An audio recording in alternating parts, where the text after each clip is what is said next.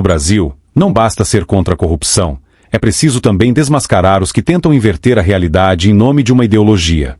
Neste vídeo, vamos analisar e desmontar o discurso do sociólogo Gessé Souza, um velho conhecido do pensamento esquerdista católico, que afirma que o combate à corrupção é a maior mentira brasileira. Isso mesmo, para o sociólogo Gessé Souza, expor e punir políticos corruptos seria uma encenação das elites para manter o povo oprimido. Se você acredita que defender a honestidade não é teatro da elite, mas um valor civilizacional, esse vídeo é para você. Prepare-se para ver desmascarada mais uma farsa construída com verniz acadêmico e intenções políticas nada nobres. Veja este vídeo até o final e, se gostar, pense em colaborar, inscrevendo-se no canal, deixando seu like e compartilhando com seus contatos, para que mais pessoas possam entender o impacto deste assunto em suas vidas e no país. Vamos juntos construir uma mentalidade que valorize o mérito, a liberdade e o progresso. Nesse vídeo, vamos confrontar os principais pontos da teoria conspiratória do sociólogo de carreira e teólogo da culpa burguesa, a moda católica, de que o combate à corrupção no Brasil é uma encenação feita pelas elites para enganar o povo. Vamos revelar seu verdadeiro propósito, defender corruptos ideológicos e desacreditar instituições que, com todas as falhas, ainda ousam tocar na impunidade dos poderosos de esquerda. Sou Gessé Souza, fiz a minha graduação em Direito, o mestrado em Sociologia, depois eu fiz um doutorado em Sociologia na Universidade de Heidelberg, Alemanha, uma livre docência na Universidade de Flensburg, Alemanha. E sou agora professor titular de Sociologia na Universidade Federal São Paulo, ABC. Eu fiz mais de 30 livros e centenas de artigos e ensaios em muitas línguas. O primeiro alerta é o de não se deixar enganar com título acadêmico. Ele não é sinônimo de caráter, muito menos de sanidade mental.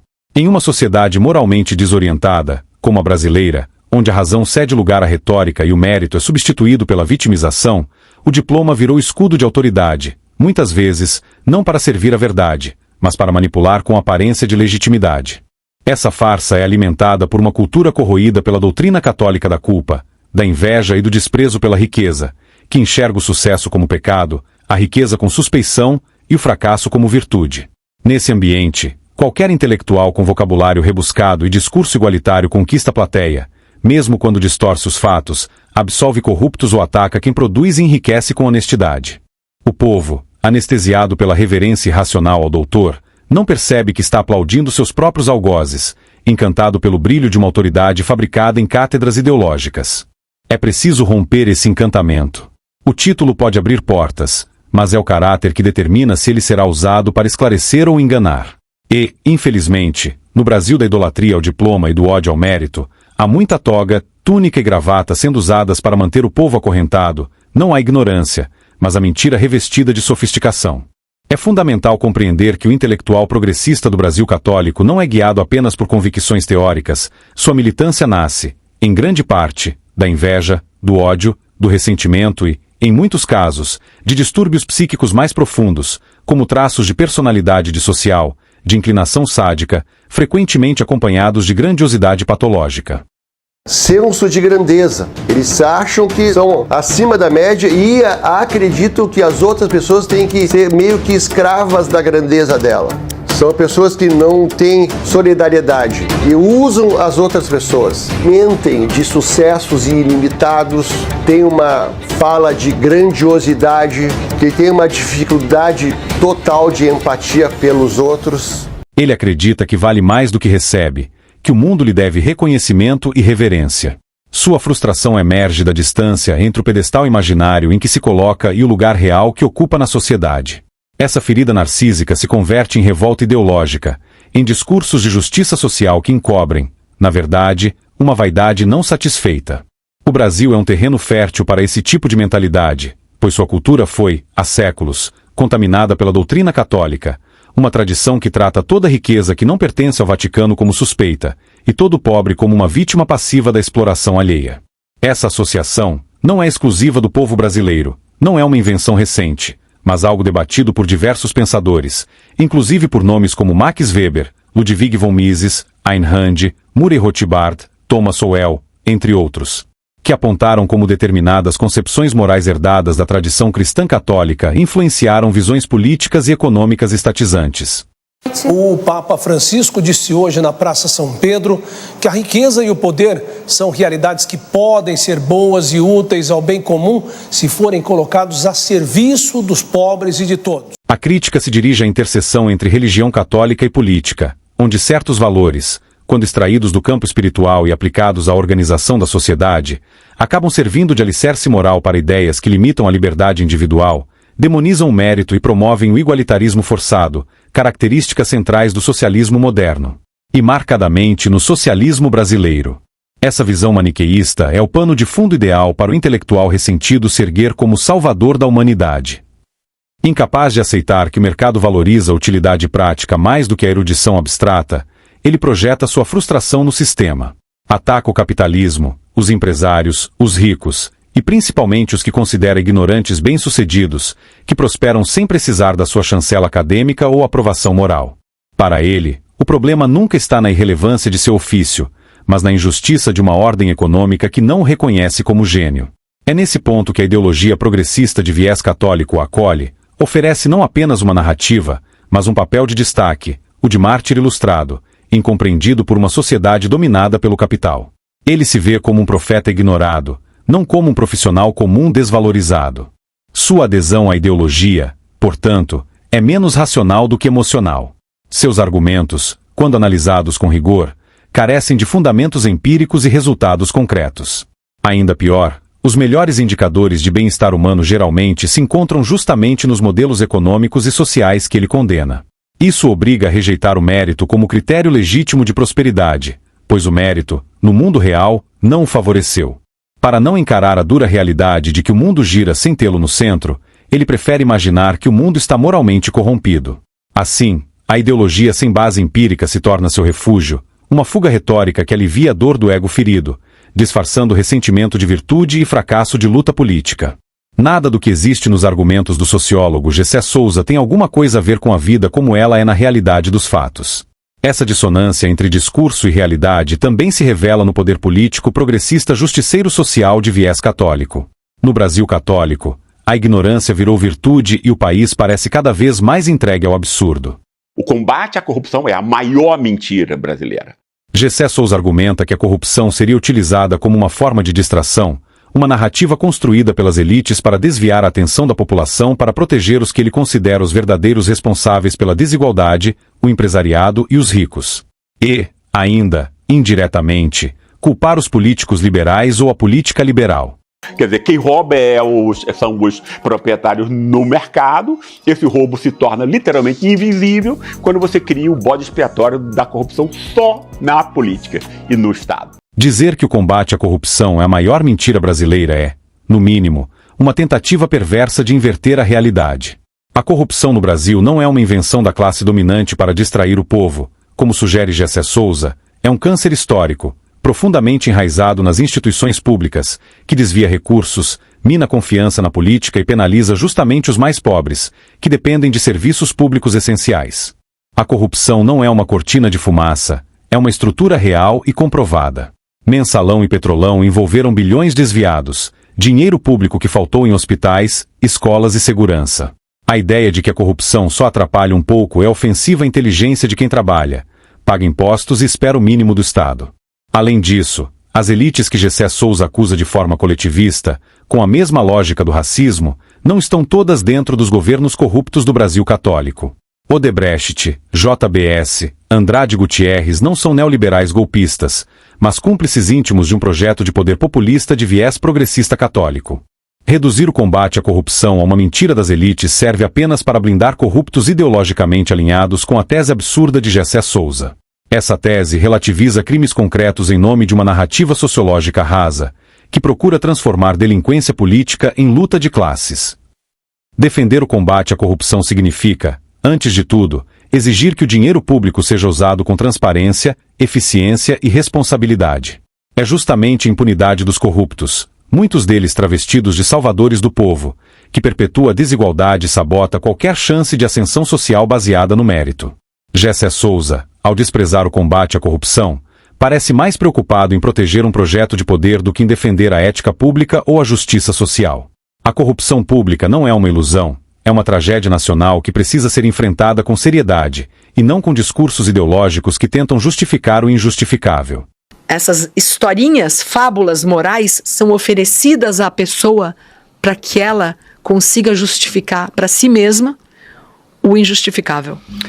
O sociólogo Gessé Souza descreve a estrutura social brasileira como composta por 4 classes principais. No topo, há uma pequena elite que detém a maior parte da propriedade. Abaixo dela, situa-se a classe média, definida não pela renda média, mas pelo monopólio do conhecimento legítimo e composta majoritariamente por descendentes de europeus que se consideram superiores.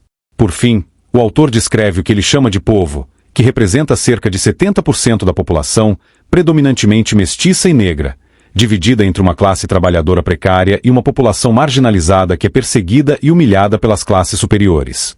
Gessé Souza oferece uma leitura distorcida, ideologicamente enviesada e moralmente manipuladora da estrutura social brasileira.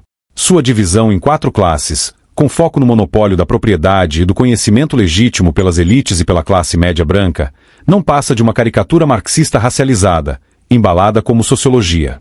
São 4 grandes classes sociais entre nós. Você tem uma pequena elite que tem toda a propriedade. Sua ideia de que a elite brasileira é composta exclusivamente por uma minoria branca que detém toda a propriedade ignora a complexidade do capitalismo moderno, onde o empreendedorismo, a mobilidade social e o mérito individual desempenham um papel decisivo. Há empresários, profissionais liberais e investidores de múltiplas origens étnicas. O Brasil não é uma sociedade de castas hereditárias, embora o Estado, com sua burocracia hostil ao mercado e à liberdade econômica, tente reproduzir algo parecido.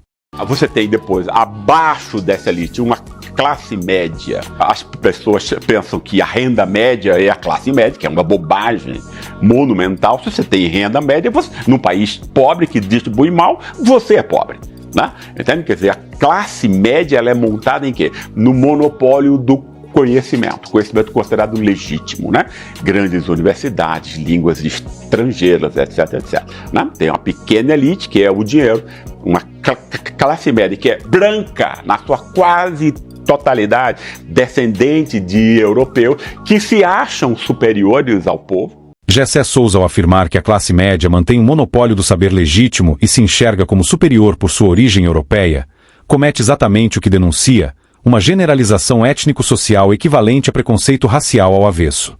Reduz a classe média a uma caricatura elitista e racista, negando sua diversidade, suas lutas e sua importância na sustentação da sociedade civilizada. E, ainda, desumaniza indivíduos e os transforma em agentes inconscientes da opressão, como se todos fossem cúmplices de um complô colonial eterno. E o povo você vai ter aí pelo menos 70%, né, de uma classe que é composta basicamente por mestiços e negros, que vão se dividir entre uma classe trabalhadora precária e uma quantidade de marginalizados, excluídos, que nem trabalhador precário são, né? São humilhados, né? São perseguidos, porque não é só você abandonar. Esse pessoal não é simplesmente abandonado. Ele é perseguido, menosprezado, humilhado, né? Perseguido pela polícia, justiça, etc. E humilhado por todas as classes que estão acima dele. A descrição do povo como um bloco uniforme de 70% da população, pobre, mestiço e perseguido, é uma apropriação ideológica do sofrimento real de milhões para fins políticos. Ele transforma a desigualdade em vitimização estrutural perpétua e perpetua a narrativa de que todos os pobres são condenados históricos, sem qualquer parcela de responsabilidade individual. Essa visão determinista é profundamente católica. Ela nega o livre-arbítrio, exalta o sofrimento como virtude e reduz, indiretamente, o sucesso a um privilégio imoral. Em vez de libertar, essa retórica aprisiona. E, como todo populismo acadêmico, serve a um projeto de poder, o de substituir as supostas elites brancas por uma nova elite iluminada, a dos intelectuais progressistas que falam em nome do povo, mas vivem confortavelmente do Estado que defendem. É, no mínimo, curioso que Gessé Souza, tão crítico ao racismo estrutural e à opressão das elites, jamais se volte contra a maior estrutura de poder real e impune no Brasil, o próprio Estado, inchado, ineficiente, corrupto e controlado por oligarquias políticas que cooptam as massas com promessas messiânicas e sustentam privilégios para si em nome da justiça social cósmica católica. Que a elite criminaliza o povo e a pobreza? Em que medida a ideia da corrupção é usada para justificar essa narrativa? A generalização de que o povo pobre e a pobreza estão sendo criminalizados por uma elite privada é um jogo retórico perigoso. A narrativa é um espantalho retórico usado para desviar o foco da verdadeira complexidade dos problemas sociais e da responsabilidade individual. E aí a explicação o culpado é você mesmo, que é inconfiável, corrupto e eleitor de corrupto, né? Esse é o único dispositivo de poder que a elite e a classe média branca, né, conseguiram desde 1936, né, para criar, né, uma forma de impedir qualquer forma de inclusão popular. Reduzir indivíduos pobres à condição de vítimas passivas de uma elite econômica é, também, uma forma sutil de preconceito. A verdadeira elite opressora não é aquela que investe, empreende ou gera empregos, mas, sim, a elite político-burocrática que prospera com o caos, a dependência do Estado, as narrativas vitimistas e o monopólio da virtude. É esse elitismo ideológico, representado por Gessé Souza, que perpetua o assistencialismo como mecanismo de controle, ao mesmo tempo em que acusa de criminalizador ou elitista quem defende o mérito, a responsabilidade individual e a segurança pública.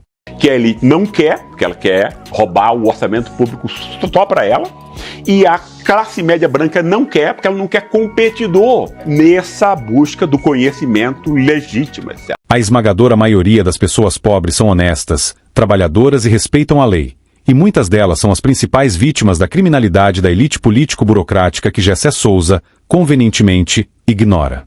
Quando um progressista de viés católico protege sistematicamente criminosos da elite burocrática pública em nome de uma suposta justiça social, abandona os verdadeiros pobres, que vivem sitiados pelo medo, reféns do tráfico e da violência. A corrupção, o combate à corrupção é a maior mentira brasileira. Você transforma o racista da classe média e da elite num campeão da moralidade. A tentativa de Gessé Souza de desqualificar a crítica à corrupção como uma cortina de fumaça revela mais sua militância ideológica do que qualquer análise séria da realidade brasileira. É tão simples ver onde é que está o erro, mas a ideologia impede. O problema da ideologia é isso, é que ela rasga a ciência, joga fora a ciência e destrói, leva um povo à miséria. A corrupção político-burocrática não é um pretexto, é um problema estrutural, responsável direto pelo colapso dos serviços básicos, pela perpetuação da miséria e pela captura do Estado por castas políticas e burocráticas que se alimentam do atraso. Desviar o foco da corrupção político-burocrática lançando sobre a classe média a acusação de hipocrisia moral é uma manobra cínica. Trata-se de uma tentativa de silenciar o cidadão comum, justamente aquele que sustenta o Estado com impostos e sofre na pele os efeitos da má gestão, por meio de uma acusação genérica e moralmente oportunista de racismo. É o uso da pauta identitária como escudo para blindar corruptos, desviando a justa indignação popular para um inimigo imaginário, o racismo estrutural das classes médias e altas. Em outras palavras, o sociólogo marxista de viés católico Gessé Souza não combate a corrupção, ele a racionaliza. Sua narrativa serve para proteger a elite político-burocrática que, sob o pretexto de representar os pobres, se apropria do Estado em benefício próprio. Gessé Souza inverte a lógica. Quem usa a crítica à corrupção como instrumento político não é o cidadão comum nem a elite privada que empreende e emprega, mas os próprios esquerdistas de viés católico que, quando não estão no poder, falam em ética na política, e quando governam, relativizam o roubo em nome de supostos fins sociais. A classe média, longe de ser um bloco racista ou moralmente farsante, é historicamente a principal força de mobilização contra os abusos do Estado. Foi ela que foi às ruas contra os mensalões, os petrolões e os esquemas de aparelhamento estatal. Chamar isso de encenação moral é desprezar não só os fatos, mas o senso de justiça de milhões de brasileiros cansados de serem roubados por aqueles que se dizem representantes do povo. Quem transforma corruptos em heróis do povo e trata o Estado como trincheira partidária não é a classe média. São os intelectuais orgânicos da ideologia coletivista tal como o sociólogo Gessé Souza. No fim, a corrupção não tem cor, classe ou ideologia, tem cúmplices. E tentar desmoralizar quem a denuncia é uma forma perversa de protegê-la. A elite brasileira, ela vai ter hoje em dia, a fração industrial praticamente não existe hoje, né? A afirmação de que a elite industrial no Brasil é praticamente inexistente revela uma visão distorcida da realidade econômica nacional. E, mais do que isso, esconde uma estratégia retórica típica do pensamento esquerdista, a de apagar os agentes produtivos para sustentar a fábula do Estado como o único protagonista do desenvolvimento. O país possui diversos grupos industriais relevantes em setores como alimentos, agronegócio, siderurgia, papel e celulose, mineração, energia, logística, química e tecnologia. Empresas como WEG, Gerdau, JBS, Suzano, Embraer, entre outras, são exemplos concretos de capital nacional competitivo, algumas com atuação global. Ignorar essa presença é negar a realidade. O que incomoda o sociólogo de viés socialista católico Gessé Souza não é a suposta ausência da elite industrial, mas sua capacidade de gerar riqueza sem pedir licença ao discurso estatizante. A narrativa de que não temos elite industrial também serve, indiretamente, para justificar o gigantismo estatal, a hipertrofia da máquina pública e o culto ao funcionalismo como se fossem as únicas formas de liderança econômica. Além disso, essa falácia encobre o real poder da elite político-burocrática e rentista estatal, aquela que vive dos tributos alheios, das licitações direcionadas, dos subsídios seletivos e dos privilégios legais. Essa sim, dominante e parasitária, capturou boa parte da economia brasileira nas últimas décadas, sufocando o ambiente de negócios e empurrando muitos industriais para o rentismo, a evasão ou o fechamento. O real problema não é a inexistência da elite industrial produtiva, mas a dificuldade imposta a ela por um Estado que tributa demais, regula em excesso, presta serviços de má qualidade e, ao mesmo tempo, cultiva o discurso ideológico que vilaniza o empreendedor de sucesso. E você vai ter uma elite que é uma elite da fração financeira do capital. O que é que significa isso? O pessoal que está por trás dos bancos, no fundo, né? E acontece o quê? Você explora o povo e a sociedade inteira a partir de uma dívida pública que ninguém auditou. Se ninguém nunca auditou, obviamente é porque teve roubo. Essa narrativa esquerdista, que retrata a dívida pública como um suposto esquema de transferência de recursos para banqueiros corruptos, não passa de uma caricatura grosseira. É uma farsa simplificadora, fabricada para incitar ódio ideológico e alimentar o ressentimento contra o capital e a livre iniciativa. A dívida pública, em sua essência, é um instrumento legítimo e necessário de financiamento do Estado. Serve para cobrir déficits, garantir investimentos, administrar a política monetária e controlar a liquidez da economia. A emissão de títulos públicos é uma prática comum e transparente em todas as democracias modernas, não uma conspiração das elites. Quando o governo emite títulos, está, na verdade, tomando emprestado recursos dos próprios cidadãos e instituições que buscam segurança e rentabilidade, como fundos de pensão, seguradoras, empresas e até governos estaduais e municipais. Demonizar essa prática de forma genérica revela, no mínimo, uma grande ignorância econômica e, no máximo, uma grave má-fé ideológica. Afirmar que há roubo certo apenas porque a dívida ainda não foi auditada é o mesmo que inverter o ônus da prova e transformar suspeitas em certezas convenientes. É uma acusação leviana, típica de quem precisa de um inimigo imaginário para justificar o próprio fracasso teórico e político. A dívida não precisa de auditoria popular, mas sim de gestão responsável, controle institucional e uma política fiscal séria, o que historicamente falta exatamente nos governos progressistas de viés justiceiro social católico. O real problema não está na existência da dívida, mas nos gastos públicos excessivos, ineficientes e politicamente manipulados. Quando o Estado gasta mais do que arrecada para sustentar uma máquina inchada, assistencialismos eleitoreiros, privilégios corporativos e uma burocracia improdutiva, ele inevitavelmente se endivida, e os juros que paga são reflexo do risco que ele próprio criou. O sociólogo progressista de viés justiceiro católico, Gessé Souza, prefere apontar o dedo para quem empresta, e não para quem gasta mal. Critica os banqueiros, mas cala diante dos bilhões desperdiçados por estatais ineficientes, das despesas nababescas com os privilégios dos agentes políticos e as castas que orbitam o poder. Ao mesmo tempo, indiretamente, sustenta a defesa de um Estado gastador, centralizador e cronicamente dependente da própria dívida que finge combater. Em suma, a dívida pública não é o problema, é a consequência. O verdadeiro problema é um Estado que gasta mal, se recusa a cortar privilégios e, para manter a ineficiência e a corrupção, precisa sempre de um novo bode expiatório. A outra elite é a elite do agronegócio, né? Que é uma elite que foi montada através do roubo de terra de poceiro. Não estou falando de 1500, estou falando de hoje. A alegação de Gessé Souza de que a elite do agronegócio brasileiro se formou exclusivamente a partir de roubos, violência e assassinatos é uma generalização grosseira, ideologicamente motivada, que desinforma mais do que esclarece. É assim que essa elite se formou. Trata-se de uma construção retórica típica do pensamento esquerdista de viés justiceiro católico, apagar décadas, ou séculos, de trabalho árduo, investimento, empreendedorismo e inovação para reduzir toda a história agrária do país a uma narrativa de pilhagem e sangue. É inegável que o processo de ocupação territorial no Brasil envolveu conflitos, como em qualquer formação nacional. Mas transformar esses episódios em regra geral, ignorando o contexto histórico e a complexidade da questão fundiária brasileira, é, no mínimo, desonestidade intelectual. O próprio Estado brasileiro, por omissão ou por fragilidade institucional, foi durante séculos o principal responsável pela insegurança jurídica no campo. E é justamente a ausência de regras claras e respeitadas que alimentou os conflitos, não uma suposta natureza criminosa do produtor rural. A verdade é que o agronegócio moderno brasileiro não se construiu com base em grilagem, mas em tecnologia, produtividade e mercados. O Brasil é hoje líder mundial na produção de soja, carne, milho, algodão, café, açúcar, celulose e diversos outros produtos.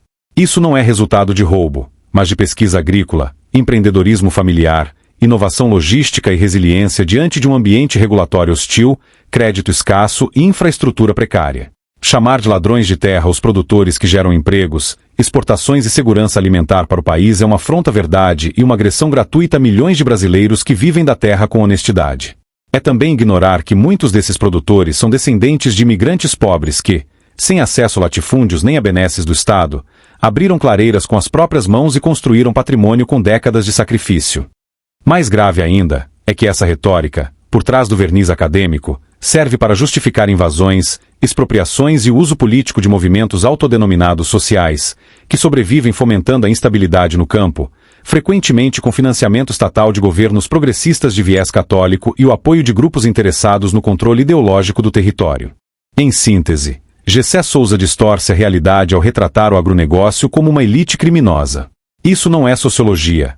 É propaganda marxista travestida de ciência social, revestida pelo manto moralista da tradição católica contra a riqueza. Como toda retórica autoritária de viés justiceiro católico, começa deslegitimando quem produz, para depois tentar controlar o que foi produzido. Também não paga um centavo de imposto. A afirmação de que a elite do agronegócio não paga imposto é um sofisma repetido por militantes não apenas desinformados, mas, sobretudo, mal intencionados, que ignoram ou, convenientemente, escondem a complexidade do sistema tributário brasileiro. Schopenhauer ensina o seguinte: para você destruir o seu opositor de forma mais rápida, você rotula ele. E naturalmente as pessoas vão acreditar naquilo ali, porque é muito mais fácil. As pessoas não querem pensar, mas elas querem ter opinião. O agronegócio paga uma pesada carga de tributos em diversas etapas da produção, distribuição e comercialização. Muitos produtores rurais são pessoas jurídicas e estão enquadrados no lucro presumido ou lucro real, pagando imposto de renda, contribuição social sobre o lucro líquido, PIS, COFINS e contribuições previdenciárias. Além disso, mesmo os pequenos produtores, quando vendem sua produção para cooperativas ou grandes compradores, têm valores retidos na fonte. A confusão que os progressistas de viés igualitarista católico fazem se baseia, muitas vezes, na isenção de imposto de renda sobre a atividade rural de pessoa física, presente em algumas situações. Mas isso não é não pagar imposto, é uma forma de estímulo fiscal à produção primária, que existe também em outros setores e países. E mesmo nesses casos, o produtor continua pagando todos os impostos indiretos e contribuições. Além disso, o agronegócio brasileiro sustenta boa parte da balança comercial do país, responde por quase 25% do PIB, gera milhões de empregos diretos e indiretos, e movimenta vastas cadeias produtivas, de transportes, a indústrias de máquinas, fertilizantes e alimentos. Dizer que esse setor não contribui é não apenas falso, mas profundamente injusto e desonesto. Quem propaga essa narrativa busca, na verdade, usar o rótulo conveniente da elite isenta para justificar aumentos de impostos, confiscos indiretos de renda e uma expansão contínua da intervenção estatal. Tudo isso sem o menor respeito ou empatia pelo esforço e pelo trabalho alheio. A ausência de compaixão não gera apenas frieza, ela gera crueldade. Onde a empatia morre, nasce o desprezo. E esse desprezo se espalha como um veneno silencioso, nas escolas, nos empregos, nas famílias, nas redes. Começamos a ver o outro como obstáculo, como ameaça, como concorrente. E quando isso acontece, toda a possibilidade de moralidade real desaparece. E isso, como sempre, em nome de uma suposta justiça social de viés católico que só concentra poder na burocracia e empobrece quem realmente produz. Ou seja, usa as terras que são do povo, ou seja, a propriedade ela é, antes de tudo, social, antes de ser individual, né? Contamina os nossos rios, etc., não paga um centavo. Essas são as duas nossas elites. O argumento de que as terras são, antes de tudo, sociais, do povo, e não do produtor rural é uma tese típica do coletivismo ideológico que rejeita frontalmente o princípio da propriedade privada, base essencial de qualquer sociedade livre, capitalista, próspera e civilizada. Essa ideia despreza os fundamentos constitucionais de um Estado de Direito e os princípios que sustentam uma verdadeira economia de mercado. No Brasil católico, a Constituição Federal de 1988 associa o direito à propriedade privada, inclusive da terra, à sua função social, o que não anula a legitimidade da posse por quem a exerce de forma produtiva. A terra pertence, sim, ao produtor rural que a possui com título legal, que nela investe, trabalha, produz e gera riqueza, e não a uma abstração ideológica oportunista, coletivista, marxista, abstrata, rotulada, convenientemente, de povo. Reduzir a propriedade da terra a um bem meramente social é abrir caminho para arbitrariedades, expropriações e invasões promovidas por movimentos que atuam à margem da lei, muitas vezes com respaldo de partidos e grupos estatistas de viés socialista católico. Malditas sejam todas as cercas, malditas todas as propriedades privadas. Essa lógica destrói a segurança jurídica no campo, afasta investimentos, sufoca a geração de empregos e compromete a produtividade. Onde a propriedade privada não é respeitada, prosperam o atraso, a violência e a fome, realidades sistematicamente ignoradas pelo sociólogo marxista de viés justiceiro católico, Gessé Souza. A função social da terra não anula o direito de propriedade. Um produtor que gera alimentos, exportações, empregos e tributos cumpre essa função social com excelência. O que não cumpre função social é o discurso que romantiza a informalidade, o ócio ou a ocupação política da terra como se isso fosse justiça. É importante observar que quem defende que a terra é do povo quer dizer, indiretamente, que a terra é do Estado, ou seja, controlada por uma elite burocrática que decidirá, de cima para baixo, quem pode ou não produzir. E isso já vimos onde leva, ao fracasso de países como Cuba, Venezuela e a ex-União Soviética, que trocaram a propriedade produtiva por uma utopia miserável. Se essa mensagem doeu, é porque a verdade bateu. A religião política da Igreja Católica glorificou a fraqueza como virtude, não por compaixão, mas por estratégia. Ao exaltar os fracos que não têm coragem de se superar, ela os conquista. E, ao mesmo tempo, condena a força, o desejo de potência e a excelência, para que os fortes, tomados pela culpa, curvem a cabeça e se submetam. Para que rumo está indo a nossa sociedade? Os valores estão sendo invertidos, um olhar vira um estupro, uma piada um discurso de ódio, e a corrupção vira o padrão. A gente acostumou tanto com desvios de caráter, que quando estamos diante de uma virtude, ela vira digna de elogio. Como é que a gente chegou aqui? Em parte eu te digo, vestindo os vícios com um manto da moralidade. Usam esse manto há tanto tempo que às vezes nem percebem o erro. O socialismo, em sua versão brasileira de inspiração católica, é herdeiro direto dessa psicologia do ressentimento. O que antes era depositado no altar da Igreja agora é projetado no altar do Estado. O socialista não busca justiça, busca redenção. Não busca liberdade, busca tutela. E não apenas por altruísmo, mas também por um impulso psicológico profundo, o desejo de se vingar da realidade que o frustra, punindo quem se destaca e exigindo que o mundo se curve ao seu vitimismo. O mesmo tipo humano, que Nietzsche criticou com dureza, que teme a responsabilidade da liberdade e inveja os que a exercem com vigor, trocou a cruz pelo cartaz, o confessionário pelo comício, e a fé cega em dogmas religiosos pela fé cega em promessas estatais. Em ambos os casos, o que está em jogo não é a justiça ou o bem comum. É a tentativa de transformar ressentimento em doutrina, fracasso em moral e mediocridade em ideal político. Abra os olhos enquanto há tempo. Nem todos que olham realmente veem. É difícil, ou até inútil, tentar despertar a compreensão em quem não tem vontade e, ainda pior, tentar despertar a vontade em quem se recusa a compreender. Quem não ouve conselhos raramente enxerga o que está diante dos olhos. E nunca faltarão pessoas para incentivar a cegueira alheia. Muitos, para que possam ser, precisam que outros não sejam. Se você chegou até aqui, é porque este conteúdo fez sentido para você. Então, considere colaborar. Inscreva-se no canal, deixe seu like e compartilhe este vídeo com quem também valoriza o pensamento crítico e a curiosidade intelectual, contribuindo para ampliar o alcance de ideias que realmente importam. Espalhe essa voz enquanto ainda dá tempo. Expor questões ocultas no aparente é fundamental para provocar reflexões, inspirar mudanças positivas e fazer os brasileiros despertarem do sono dogmático socialista católico. Superar esses desafios e alcançar um futuro justo e próspero requer afastamento da influência da moral hipócrita da religião política do Vaticano e da sua filosofia social arcaica. Não deixe de ver outros vídeos deste canal.